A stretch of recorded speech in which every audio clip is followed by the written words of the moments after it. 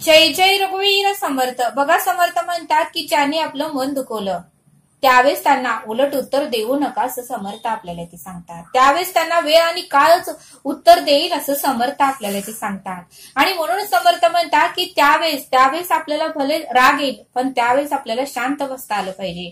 शांत आपण जेवढं राहील तेवढंच आपण आतून मजबूत होतो असं समर्थ आपल्याला ते सांगतात. शांत आपण जेवढं राहील तेवढंच आपण आतून मजबूत होतं असं समर्थ आपल्याला ते सांगतात. आणि म्हणून समर्थ म्हणतात की लोखंड ज्यावेळेस थंड होतं, म्हणून समर्थ म्हणतात की लोखंड ज्यावेळेस थंड होतं त्यावेळेसच तो मजबूत बनतं. लोखंड ज्यावेळेस थंड होतं त्यावेळेसच तो मजबूत बनतं असं समर्थ आपल्याला ते सांगतात. आणि म्हणून समर्थ म्हणतात की ज्यावेळेस आपल्याला राग येतो त्यावेळेस आपल्याला शांत बसता आलं पाहिजे असं समर्थ आपल्याला ते सांगतात. बघा समर्थ म्हणतात की कधी असे आपल्यावर प्रसंग येतात की आपल्याला वाटतं की देवाने माझ्या बरोबर असं का केलं.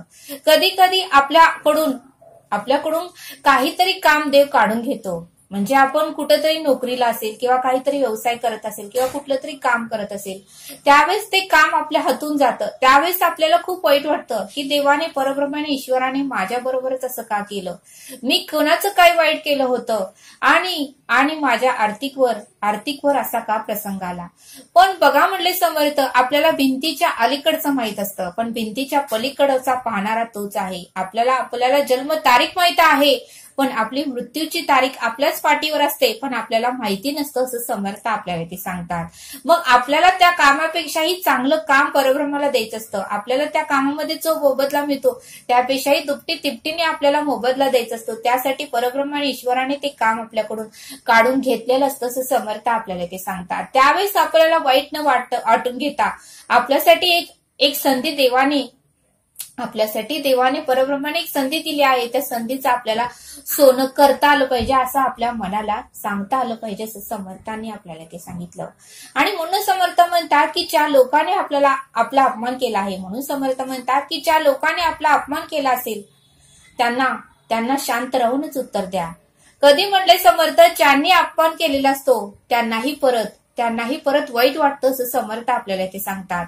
असं उत्तर ज्या लोकांनी आपला अपमान केलेला आहे त्या लोकांना द्या असं समर्थ आपल्याला ते सांगतात. बघा समर्थ आपल्याला छोटासा असा बोध सांगतात. समर्थ म्हणतात की बघा म्हणले एका जंगलाच्या ठिकाणी बघा एक मोठं असं वृक्ष होतं.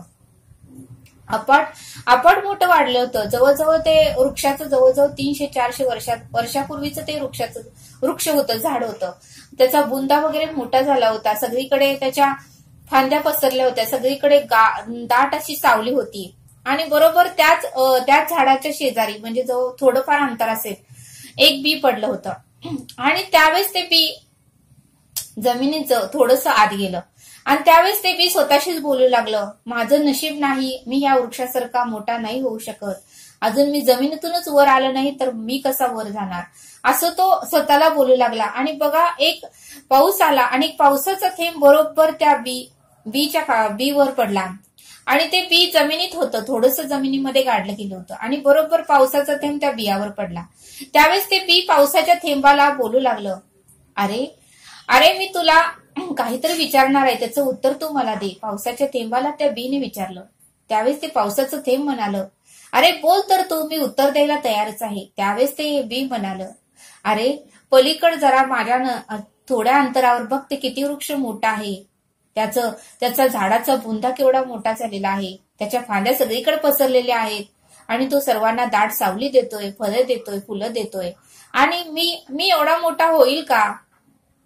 मला तर वाटतंय की मी एवढा मोठा होणार नाही. त्यावेळेस ते पावसाचं पाण्याचं थेंब त्या बीला म्हणालं, अरे काय नाही होणार. तुझ्याकडे जर सकारात्मक विचार असतील, तुझ्याकडे तर धैर्य असेल, तुझ्याकडे जर संयम असेल, तुझ्याकडे जर मोठं व्हायचे विचार असतील तर तू नक्कीच या झाडापेक्षाही मोठा होशील. त्यावेळेस त्या छोट्याशा बीला खूप आनंद झाला. आणि त्यावेळेस ते पावसाचं थेंब म्हणालं, तू फक्त स्वतःवर विश्वास ठेव आणि हळूहळू करत तू वाढत राहा. तू कोणाकडेही लक्ष देऊ नको. बघ मी तुला वचन देतो, एक ना एक दिवस तू या झाडापेक्षाही मोठा होशील आणि त्यावेळेस मी तुला नक्कीच भेटायला येईल, असं त्या पावसाच्या थेंबाने त्या बीला समजावून सांगितलं. आणि त्याच्या या सुंदर अशा उत्तराने ते बी हसतमुख राहिलं आणि शेवटपर्यंत आपल्या विचारावर ठाम राहिलं. नाही, मी मोठा होणार. माझ्या मित्राने पावसाच्या थेंबाने मला सांगितलं आहे आणि त्याने मला वचन दिलं आहे आणि एक तर एक दिवशी तो मला भेटायला येणार आणि त्याच्या या शब्दावर मी विश्वास ठेवून मी वाढत राहणार.